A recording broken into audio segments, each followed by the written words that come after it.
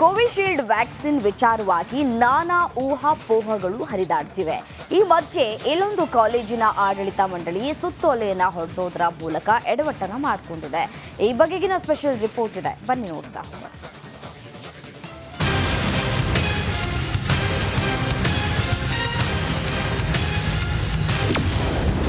Covid vaccine side effect ಸುತ್ತೋಲೆ. ಎಡವಟ್ಟು ಬಳಿಕ ಲಾ ಕಾಲೇಜ್ ಯೂಟರ್ನ್. ರಣ ಬಿಸಿಲಿನಿಂದ ಜನರಿಗೆ ಆರೋಗ್ಯ ಸಮಸ್ಯೆ ಕಾಡ್ತಿದೆ. ಇದರಿಂದ ವಿದ್ಯಾರ್ಥಿಗಳನ್ನ ಅಲರ್ಟ್ ಮಾಡಲು ಹೋಗಿ ಚಿಕ್ಕಬಳ್ಳಾಪುರದ ಸಿದ್ದರಾಮಯ್ಯ ಲಾ ಕಾಲೇಜು ಎಡವಟ್ಟು ಮಾಡಿಕೊಂಡಿದೆ. ಇನ್ನು ಕೋವಿಶೀಲ್ಡ್ ಲಸಿಕೆ ಹಾಕಿಕೊಂಡವರಿಗೆ ಹೃದಯಾಘಾತದ ಸಾಧ್ಯತೆ ಇದೆ. ಇದರಿಂದ ವಿದ್ಯಾರ್ಥಿಗಳು ತಂಪು ಪಾನೀಯ, ಫ್ರಿಡ್ಜ್ ನೀರು, ಐಸ್ ಕ್ರೀಮ್ ತಿನ್ನಬಾರದು ಅಂತ ಸುತ್ತೋಲೆ ಹೊರಡಿಸಿ ವಿವಾದ ಮೈ ಮೇಲೆ ಎಳೆದುಕೊಂಡಿದೆ. ಇನ್ನು ಕಾಲೇಜು ಸುತ್ತೋಲೆಗೆ ಪರವಿರೋಧ ವ್ಯಕ್ತವಾಗ್ತಿದ್ದಂತೆ ಎಚ್ಚೆತ್ತ ಜಿಲ್ಲಾ ಆರೋಗ್ಯ ಇಲಾಖೆ ಕಾಲೇಜಿಗೆ ತೆರಳಿ ನೋಟಿಸ್ ನೀಡಿ ಎಚ್ಚರಿಸಿದ್ದಾರೆ.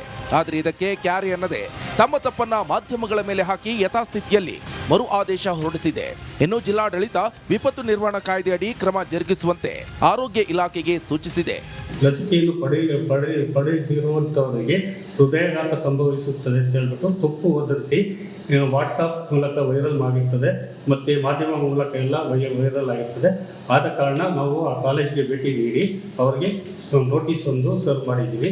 ಅವರು ನೋಟಿಸ್ ಸರ್ವ್ ಮಾಡಿ ಜಿಲ್ಲಾಧಿಕಾರಿಗಳ ಅವರ ಆದೇಶದ ಮೇರೆಗೆ ಅವರಿಗೆ ಡಿಸಾಸ್ಟರ್ ಮ್ಯಾನೇಜ್ಮೆಂಟ್ ಪ್ರಕಾರ ಕ್ರಮ ಕೈಗೊಳ್ಳಲು ನಾವು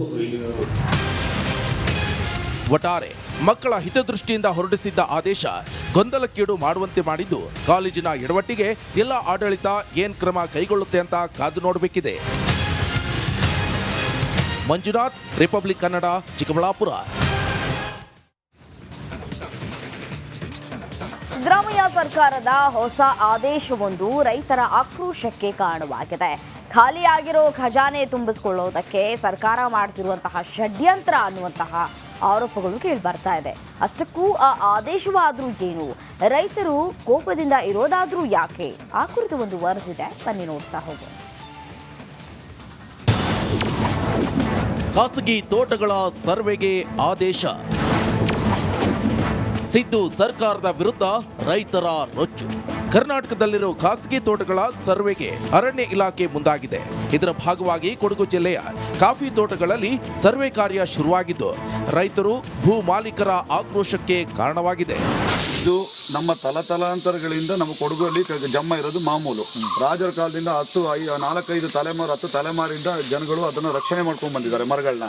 ಇವತ್ತು ಏಕಪಕ್ಷವಾಗಿ ನಮ್ಮ ಸರ್ಕಾರ ಇವತ್ತು ಅನ್ರೆಡಿಮ್ ಜಾಗಗಳಲ್ಲಿ ಈ ಥರ ಮತ್ತೆ ಪ್ರಿವಿಲೇಜ್ ಜಾಗಗಳಲ್ಲಿ ಸರ್ವೆ ಮಾಡಿ ಮರಗಳನ್ನ ಈ ಥರ ತಮ್ಮ ವಶಕ್ಕೆ ತಗೊಳ್ಳೋಕೆ ಬಂದರೆ ನಾವು ಅದಕ್ಕೆ 100 ವರ್ಷಗಳಿಂದ ರಕ್ಷಣೆ ಮಾಡ್ಕೊಂಡಿದ್ದಕ್ಕೆ ಅದಕ್ಕೆ ಬೆಲೆ ಇರೋದಿಲ್ಲ. ಸಿದ್ದಾಪುರ ಸಮೀಪದ ವಾಲ್ನೂರು ಗ್ರಾಮದಲ್ಲಿ ಅರಣ್ಯ ಇಲಾಖೆ ಸಿಬ್ಬಂದಿ ಸರ್ವೆ ನಡೆಸುತ್ತಿದ್ದಾರೆ. ಆದರೆ ನೋಟಿಸ್ ನೀಡದೆ ಏಕಾಏಕಿ ಸರ್ವೆ ಮಾಡ್ತಿರೋದಕ್ಕೆ ತೀವ್ರ ವಿರೋಧ ವ್ಯಕ್ತವಾಗ್ತಿದೆ. ಜಮ್ಮ ಜಾಗದಲ್ಲಿರುವಂಥ ಮರಗಳನ್ನ ಇವತ್ತು ಸರ್ವೆ ಮಾಡೋಕ್ಕೆ ಬಂದು ಅದನ್ನ ಕಡಿದು ಇವರು ತಮ್ಮ ವಶಕ್ಕೆ ತಗೊಂಡು ಭಾಗ್ಯಗಳಿಗೆ ಬಳಸುವಂಥದ್ದು ಬೇಡ. 2024ರ ಜನವರಿಯಲ್ಲಿ ರಾಜ್ಯ ಸರ್ಕಾರ ಸರ್ವೆಗೆ ಆದೇಶವನ್ನು ಹೊರಡಿಸಿದೆ.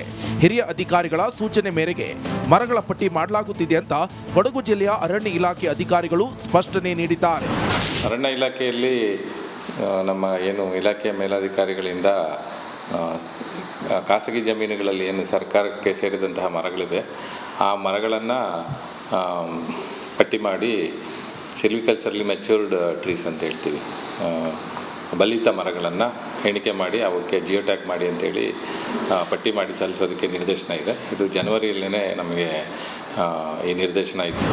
ಅಧಿಕಾರಿಗಳು ನಾವು ಸರ್ಕಾರದ ಆದೇಶ ಪಾಲಿಸುತ್ತಿದ್ದೇವೆ ಅಂತ ಹೇಳ್ತಿದ್ರೆ ಬೆಳೆಗಾರರ ಆರೋಪವೇ ಬೇರೆ ಇದೆ. ಸರ್ಕಾರ ಬೊಕ್ಕಸ ತುಂಬಿಸುವ ಉದ್ದೇಶದಿಂದ ಮರಗಳನ್ನ ಕತ್ತರಿಸಿ ಹರಾಜು ಹಾಕುವ ಹುನ್ನಾರ ಮಾಡ್ತಿದೆ ಅಂತ ಆರೋಪಿಸಿದ್ದಾರೆ. ಮುಂದಿನ ದಿನಗಳಲ್ಲಿ ಖಂಡಿತ ಖುದ್ದಾಗಿ ಹೋರಾಟ ಮಾಡ್ತೀವಿ. ಇದನ್ನು ಯಾವುದೇ ಕಾರಣಕ್ಕೂ ನಾವು ಬಿಡೋದಿಲ್ಲ. ಇದನ್ನು ಖಂಡಿಸ್ತೀವಿ. ಸರ್ಕಾರದ ಆದೇಶ ಮತ್ತು ರೈತರ ನಡುವಿನ ಸಂಘರ್ಷದಿಂದಾಗಿ ಅರಣ್ಯ ಇಲಾಖೆ ಸಿಬ್ಬಂದಿಗೆ ಭೀಕಲಾಟ ಶುರುವಾಗಿದೆ. ಯಾವುದೇ ಕಾರಣಕ್ಕೂ ಈ ಸರ್ವೆ ಮಾಡಬಾರದು ಅಂತ ಗ್ರಾಮಸ್ಥರ ಪರವಾಗಿ ನಾನು ಹೇಳ್ತೀನಿ. ಒಟ್ಟಾರೆ ಸರ್ಕಾರದ ಈ ಆದೇಶದಿಂದ ಬೆಳೆಗಾರರು ಆತಂಕಗೊಂಡಿದ್ದಾರೆ. ಮುಂದೆ ಇದು ಯಾವ ರೀತಿ ತಿರುವು ಪಡೆದುಕೊಳ್ಳಲಿದೆ ಎಂಬುದು ಕುತೂಹಲ ಮೂಡಿಸಿದೆ. ಕ್ಯಾಮರಾ ದಿವಾಕರ್ ಜೊತೆ ಅನುಕಾರ್ಯಪ್ಪ, ರಿಪಬ್ಲಿಕ್ ಕನ್ನಡ, ಕೊಡಗು. ಮಂಗಳೂರು ಹಾಗೂ ಲಕ್ಷದ್ವೀಪದ ನಡುವೆ ಪ್ರವಾಸಿ ಹಡಗು ಮತ್ತೆ ಸಂಚಾರ ಆರಂಭಿಸಿದೆ. ಲಕ್ಷದ್ವೀಪದಿಂದ 150 ಪ್ರವಾಸಿಗರನ್ನ ಹೊತ್ತ ಮೊದಲ ಹೈಸ್ಪೀಡ್ ಶಿಪ್ ಕಡಲೂರು ತಲುಪಿದ್ದು ಮಂಗಳೂರಿನ ಹಳೆ ಬಂದರಿನಲ್ಲಿ ಭರ್ಜರಿ ಸ್ವಾಗತ ಸಿಕ್ಕಿದೆ.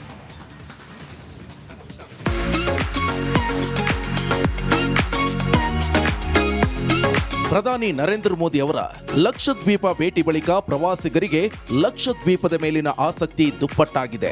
ಇನ್ನು ಕರ್ನಾಟಕದಿಂದ ಲಕ್ಷದ್ವೀಪಕ್ಕೆ ತೆರಳಲು ವ್ಯವಸ್ಥೆ ಇರಲಿಲ್ಲ. ಈಗ ರಾಜ್ಯದ ಲಕ್ಷದ್ವೀಪ ಲವರ್ಸ್ಗೆ ಗುಡ್ ನ್ಯೂಸ್ ಸಿಕ್ಕಿದ್ದು ಮಂಗಳೂರು ಹಾಗೂ ಲಕ್ಷದ್ವೀಪದ ನಡುವೆ ಪ್ರವಾಸಿ ಹಡಗಿನ ಸಂಚಾರ ಮತ್ತೆ ಆರಂಭವಾಗಿದೆ. ಕೋವಿಡ್ ಕಾಲಕ್ಕೂ ಮುನ್ನ ಮಂಗಳೂರು ಲಕ್ಷದ್ವೀಪದ ನಡುವೆ ಪ್ರಯಾಣಿಕರ ಹಡಗು ಸಂಚಾರ ನಡೆಸ್ತಾ ಇತ್ತು. ಆದರೆ ಕೆಲ ವರ್ಷಗಳಿಂದ ಸ್ಥಗಿತವಾಗಿತ್ತು. ಸದ್ಯ ಪ್ರವಾಸಿ ಹಡಗಿನ ಸಂಚಾರ ಮತ್ತೆ ಆರಂಭವಾಗಿದ್ದು ಮೊದಲ ಹೈ ಸ್ಪೀಡ್ ಹಡಗು ಬರೇಲಿ ಲಕ್ಷದ್ವೀಪದಿಂದ ಮಂಗಳೂರಿಗೆ ಆಗಮಿಸಿದ್ದು ಪ್ರವಾಸಿಗರು ಸಂತಸ ವ್ಯಕ್ತಪಡಿಸಿದ್ದಾರೆ. ಸಾಮಾನ್ಯ ಹಡಗು ಲಕ್ಷದ್ವೀಪದಿಂದ ಮಂಗಳೂರು ತಲುಪಲು ಸರಾಸರಿ 13 ತಾಸುಗಳ ಅವಧಿ ಬೇಕು. ಆದರೆ ಬರೇಲಿ ಹಡಗಿನಲ್ಲಿ 7 ತಾಸಿನ ಪ್ರಯಾಣ ಮಾತ್ರ ಸಾಕು. ಪ್ರೊಸೀಜರ್ ಹೋಗಬೇಕಾದರೆ PCC ಕ್ಲಿಯರೆನ್ಸ್ ಆಗಬೇಕು. ಅದು ನಮಗೆ ಆಧಾರ್ ಕಾರ್ಡ್, ರೇಷನ್ ಕಾರ್ಡ್ ಮತ್ತು 2 ಫೋಟೋ ಇವುಗಳನ್ನು ನಾವು ಮಂಗಳೂರೊಂದಿಗೆ ಕೊಟ್ಟು ಅವರಿಂದ ಆದೇಶವನ್ನು ಪತ್ರ ಮಾಡೋದು. ಪೊಲೀಸ್ ಸಂಬಂಧಪಟ್ಟ ಅಧಿಕಾರಿಗಳನ್ನು ಸಂಧಿಸಿ ಅವರಿಂದ ಆದೇಶವನ್ನು ಪತ್ರವನ್ನು ಪಡೆದು ನಾವು ಲಕ್ಷದ್ವೀಪ ಕಳಿಸಬೇಕು. ನಮ್ಮನ್ನು ಯಾರಲ್ಲಿ ಬರಮಾಡಿ ಕೊಡ್ತಾರೆ ಅವರಿಗೆ ನಾವು ಕೊಡ್ತೀವಿ. ಅವರು ಆಮೇಲೆ ಟಿಕೆಟ್ ಮಾಡಿ ನಮಗೆ ಕಳಿಸ್ತೇವೆ. ಅದರಿಂದ ನಾವು ಈಗ ಪ್ರಯಾಣವನ್ನು ಮಾಡ್ತಿದ್ದೇವೆ. ಶನಿವಾರ ನಾವು ಆರೋಗ್ಯಕರವಾಗಿ ಹೋಗಿ ಬರಲಿಕ್ಕಿಂತ ಎಲ್ಲರಿಗೂ ಒಂದು ಸಹಕಾರ ಮಾಡೋಕ್ಕೆ ನಮಗೆ ಬಹಳ ಸಂತೋಷ. ಅದರಲ್ಲಿಯೂ ನಮ್ಮ ಮಂಗಳೂರಲ್ಲಿ ಮೊದಲ ಹಡಗಿಗೆ ಮೊದಲಿಗೆ ಅವಕಾಶ ನಮಗೆ ಸಿಕ್ಕಿರುವುದು ಮತ್ತು ಕೂಡ ನಮಗೆ ಸಂತೋಷ ಆಗಿದೆ. ಇವರ ಬರ್ತಾರೆ. ಮಂಗಳೂರು ಹಾಗೂ ಲಕ್ಷದ್ವೀಪ ನಡುವಿನ ಬಾಂಧವ್ಯವನ್ನ ಬೆಸೆಯುವ ಆಶಾದಾಯಕ ಬೆಳವಣಿಗೆ ಇದಾಗಿದ್ದು ಇದರಿಂದ ಮಂಗಳೂರು ಹಾಗೂ ಲಕ್ಷದ್ವೀಪದ ಪ್ರವಾಸೋದ್ಯಮ ಅಭಿವೃದ್ಧಿಗೂ ಅನುಕೂಲ. ಕ್ಯಾಮರಾ ಪರ್ಸನ್ ದಿವಾಕರ್ ಪದ್ಮುಂಜೆ ಜೊತೆ. ರೈತರಿಂದ ಜಮೀನು ಪಡೆದು ಪರಿಹಾರ ನೀಡದೆ ಸತಾಯಿಸ್ತಾ ಇದೆ. ಇದಕ್ಕೆ ರೈತರು ಮಾಡಿದಾದ್ರೂ ಏನ್ ಗೊತ್ತಾ? ಈ ಸ್ಟೋರಿ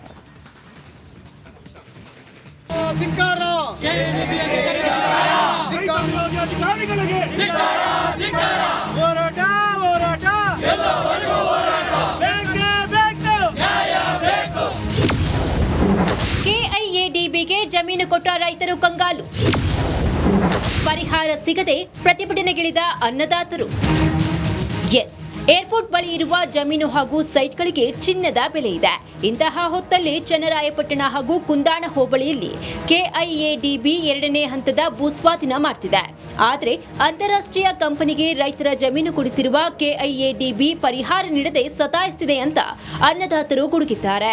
ಫಾಕ್ಸ್ಕಾನ್ ಕಂಪನಿಗೆ ಕೆಐಎಡಿಬಿ 30 ಎಕರೆ ಜಮೀನು ಕೊಡಿಸಿರುವ ಅಧಿಕಾರಿಗಳು ಶ್ರೀನಿವಾಸ್ ಎಂಬುವವರಿಗೆ ಪರಿಹಾರ ನೀಡಿಲ್ವಂತೆ. ಪರಿಹಾರವಿಲ್ಲದೆ ಭೂಸ್ವಾಧೀನ ಮಾಡಿಕೊಳ್ಳಲು ಬಿಡಲ್ಲ ಅಂತ ರೈತರು ಧರಣಿಯನ್ನು ನಡೆಸಿ ವಿಷದ ಬಾಟಲ್ ಹಿಡಿದು ಆತ್ಮಹತ್ಯೆಗೆ ಯತ್ನಿಸಿದ್ದಾರೆ. ಒಂದೇ ಒಂದು ಕುಂಟೆದು ಪರಿಹಾರ ಧನ ಕೊಟ್ಟಿಲ್ಲ ಅವರು.